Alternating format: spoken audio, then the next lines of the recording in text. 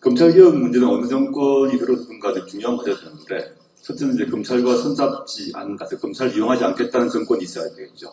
두 번째, 그 계획을 가지고 있어야 되는데, 그 계획을 가지고 실행할 수 있는 법무부 장관 같은 경우는 법무부 장관이 그걸 시행하게 되면 검찰에서 법무부 장관이 뒤를 팔 가능성이 있거든요. 소문을 흔들어가지고 이 사람을 낙마시킬 수도 있는 그런 조직이라고 봅니다.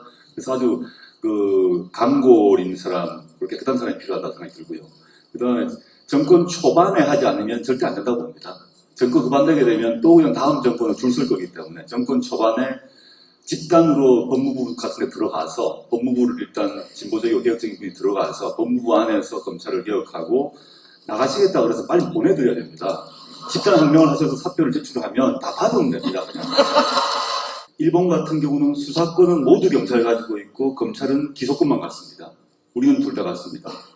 미국 같으면 중요한 검사장은 선거로 뽑지만 우리는 선거로 안 뽑습니다. 독일 같은 경우는 수사를 하고 난 뒤에 혐의가 확인되면 검사는 무조건 기소를 해야 됩니다. 근데 한국은 검사가 기소할 수도 있고 안 할 수도 있습니다.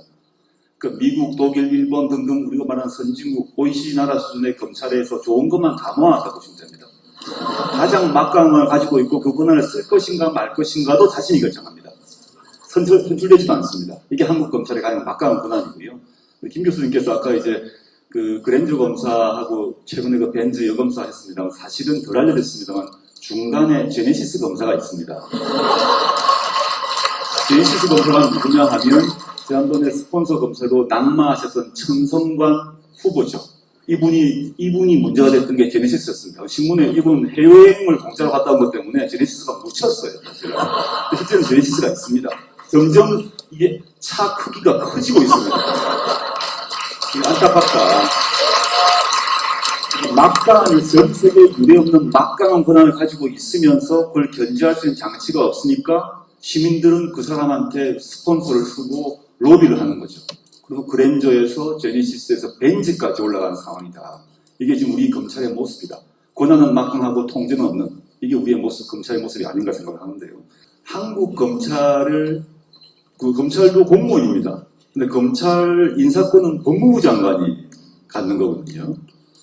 법무부 장관은 대통령이 또 임명하시게 되어 있습니다. 그랬을 때 그 참여정부에서 실제 인사권을 가지고 있었는데 이게 왜 잘 안 됐는지, 그 다음에 왜 앞으로는 어떻게 했으면 좋겠는지 한번 생각을 한번 얘기해 주시면 좋겠습니다. 실제로 아까 그 정치 권력하고 검찰이 서로 이제 그 유착하는 그 수단이 결국 검사에 대한 인사를 통해서 이루어지는 것이거든요. 아까 그 일부에서 나왔던 분들 전부 이제 무죄 받지 않았습니까? 그러면 그게 아주 무리한 수사, 또 무리한 기소, 그게 또 정치적 목적의 표적 수사, 표적 기소였다는 게 드러난 셈이죠. 어쨌든 검사가 수사해서 기소했는데 무죄가 되면 그러면 문책 받아야 당연한 거잖아요. 문책 받습니까? 안 받거든요. 오히려 그런 그 무리한 수사, 그다음 무리한 기소에 대해서 별거하고 상관없이 그 검사들은 맞으면 인사를 통해서 보상을 받죠. 그런 걸 통해서 검찰 내부에서 맞으면 이제 그런 권력에 잘 보이기 위해서 이렇게 줄서기, 그런 이제 그 풍토가 생기게 되죠. 그래서 이런 그 정치 줄서기 인사에 대한 이제 청산, 그게 이제 반드시 필요하고요. 그 다음에 이제 특히 이 정부에서 이루어진 이런 여러 가지 무리한 표적 수사, 표적 기소에 대해서 그런 수사와 기소가 이루어진 그 배경이나 이유가 무엇인지, 어떤 정치 권력의 개입이나 작용이 있었던 것인지, 뭐 이런 것에 대해서 제대로 규명하고 또 청산하고 책임을 묻고 그런 과정이 반드시 필요하다고 생각합니다. 이렇게 검찰은 자신의 권한을 더 이렇게 키우기 위해서 정치 권력하고 유착하고 야합합니다. 그래서 정치 권력의 어떤 그 기대에 대해서는 눈을 감고, 반면에 정치 권력에 대해서 입장을 다르게 하고 또는 반대파에 대해서는 표적 삼아서 수사하고 기소하는, 이런 그 검찰의 그 정치와 정치 편향 문제, 또 하나는 검찰이 수사 과정, 또 수사의 앞분도 소환하는 과정, 그리고 또 수사하는 동안에 그 마치 피의 사실이 확인된 진실인 것처럼 하고 이제 특별해서 하는 그 피살 공표 이런 걸 통해서 인권을 제대로 보호하지 않는 이런 큰 세 가지 그 문제가 있는데 이 고위공직자비리조사처는 크게 두 가지 의미가 있습니다. 하나는 우리 역대 정부에서 끊임없이 그 권력형 비리가 발생하는데 이 권력형 비리가 발생하는 그 가장 큰 이유가 맞으면 그런 것을 제대로 단속하고 수사하고 처벌해야 될 검찰이 살아있는 권력에 대한 눈치 보기 때문에 제대로 이렇게 무슨 단속하고 수사하지 않는 거죠. 그 바람에 자꾸 끊임없이 이 권력형 비리가 발생하는 것이거든요. 그래서 이런 권력형 비리에 대한 하나의 특별 사정기구로서의 의미가 있죠. 반부패 대책이죠.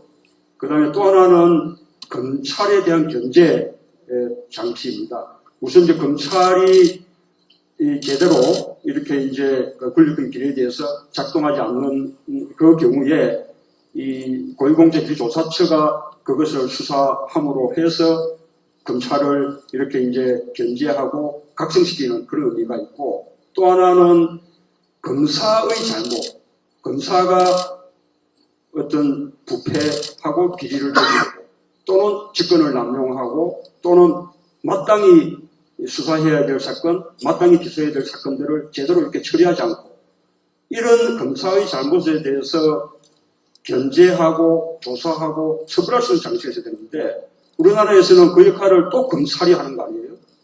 그러니까 검찰의 잘못에 대해서 늘 눈 감으니까 검찰의 잘못을 바로잡을 길이 없는 것입니다. 그런 검찰로 인한 국민들의 피해를 어디 가서 고소할 길이 없어요.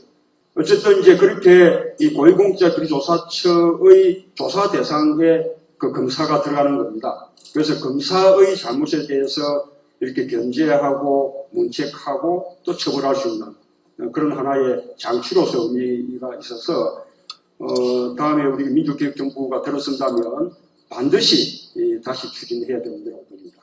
법무부 장관이 특히 중요한데 제가 전해들은 얘기는 국무회의에서 장관들끼리 농담을 한답니다. 근데 법무부 장관들 각 부처마다 장관 밑에 차관이 하나씩 있지 않습니까?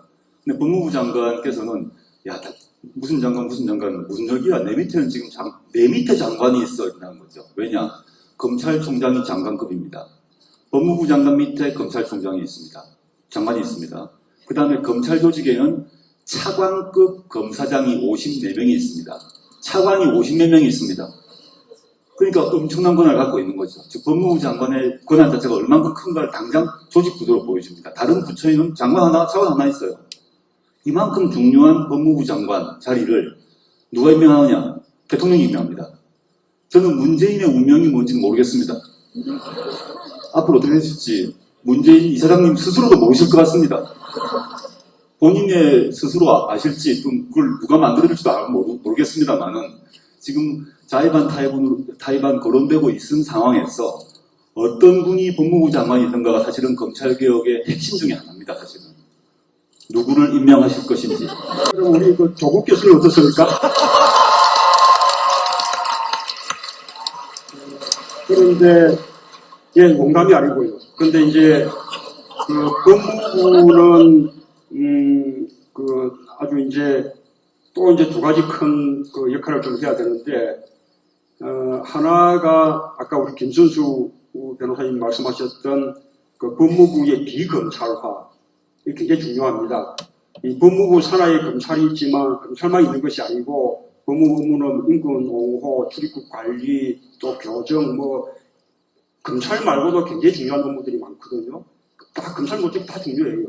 그래서 이 법무부를 이렇게 검찰이 장악하는 이건 잘못된 거죠. 그래서 법무부의 비검찰화 이게 이제 아주 좀 절실히 필요한 일이고 또 하나는 검찰의 권한이 아주 그 강력한 만큼 이 검찰 권한에 대한 통제가 필요한데 이제 우리가 강조하는 그 검찰권에 대한 민주적 통제죠.